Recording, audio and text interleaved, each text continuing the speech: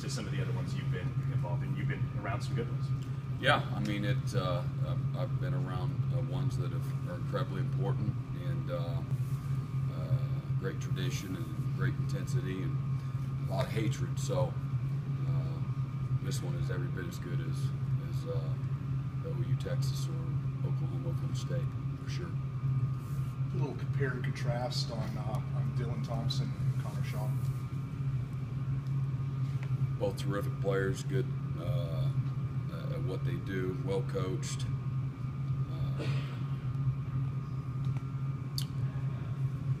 Both of them a big part of the success that they've had there over the last 3-4 years. So Dylan's a great leader, real courageous player, just like Connor. And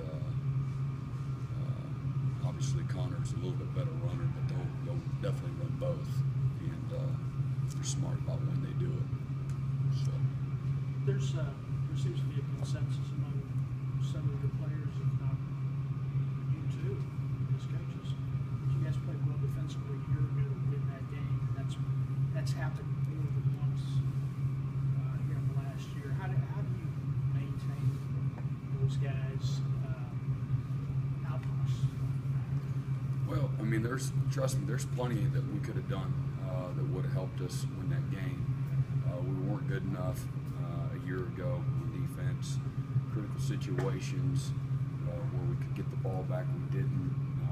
They made the competitive plays, played better than us on third down. We didn't have the discipline on 4th and 1. Didn't handle adversity nearly good enough, and still had a chance to win late. So there's a lot to learn from it, a lot that we got to play better this year than we did a year ago as a football team, and as well as on defense. We need to play much better than we did last year. So again, every year has its different challenges, and but the strength of their team is their offense and the way they, the balance that they have both running and throwing. So if there's one theme from the last 2 years against them, is it getting them into third and long, but not being able to get off the field? That sticks out in your mind. Yeah, no doubt. We got to play better. They've been more precise. They've executed better, and we haven't been good enough. Whether we can be in better calls, or the calls that we're in, we got to execute better. We got to beat blocks one-on-one, and we got to.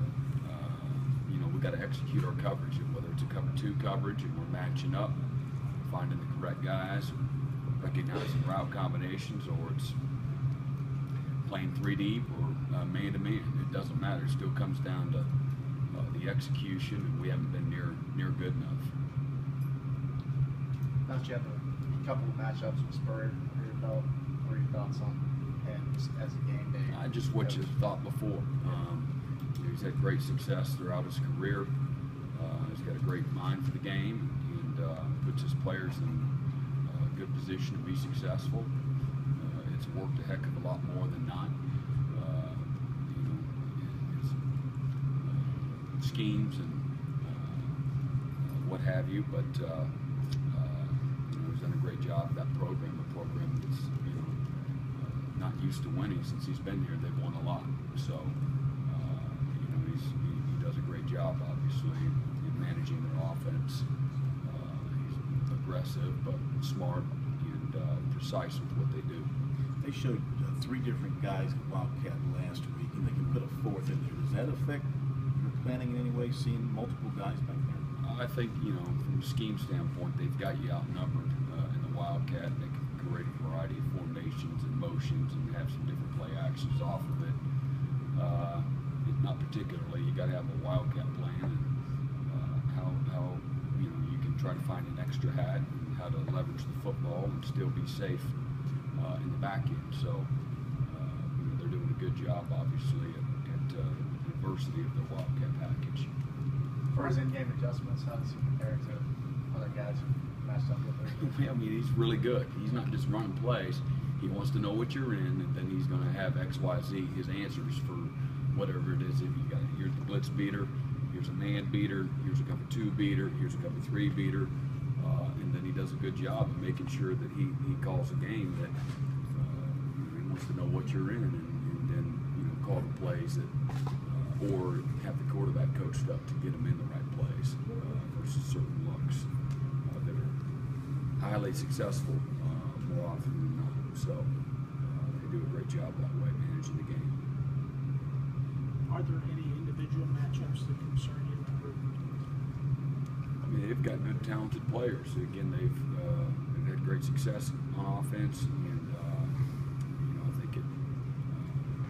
don't think it's real arguable. 11. Earl Cooper is a terrific player, great competitor, makes all the clutch plays.